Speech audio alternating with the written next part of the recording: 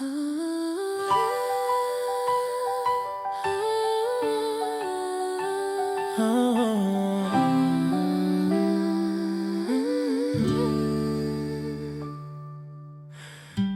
bawat umaga, unang hawak ni Kathleen ang telepono.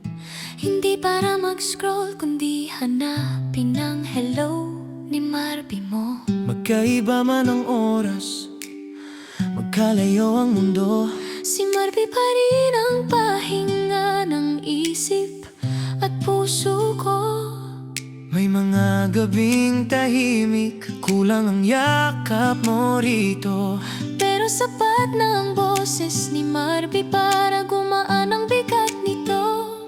Kahit screen lang ang pagitan, ramdam ka palagi. Sa bawat ngiti mo sa video, lumalakas ang loob ni Kathleen lagi. Hindi madali ang LDR, aminado sina Kathleen at Marby.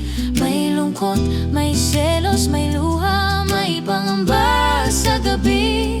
Pero sa bawat pagsubok, mas pinipili nila ang isa't isa. Hindi dahil kailangan, kundi dahil tunay ang pag-ibig nila. Pinapalakas nila ang tiwala, Araw-araw inalagaan. di hinahayaang distansya ang magdikta ng kinabukasan. Sa simpleng kumain ka na ba at ingat ka palagi. Patunay na ang love grows kapag parehong nagpupunyagi. Kathleen at Marby, kahit malayo ang pagitan, magkadugtong pa rin ang puso. Sa kabila ng distansya at oras na humahadlang, hindi man magkahawak ang mga kamay ngayon. Buong buo ang paniniwalang Magtatagpo rin ang panahon sa bawat milyang naghihiwalay sa kanilang dalawa. Ang pagmamahal ni na Kathleen at Marby ay lalong tumitibay sa distansya.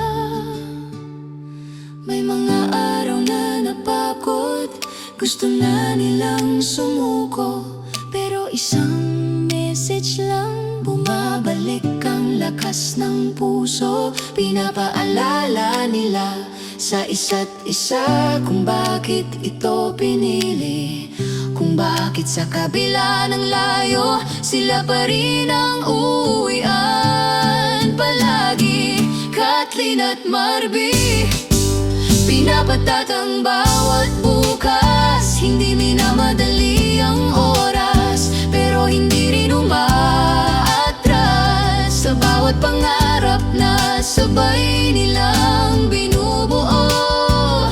Darating ang araw na wala ng pagitan sa kanilang dalawa, hanggang sa magtagpo ang landas, wala ng distansya sa gitna. Kathleen at Marby, pagmamahalang pinili sa layo, sa lapit, sa lahat.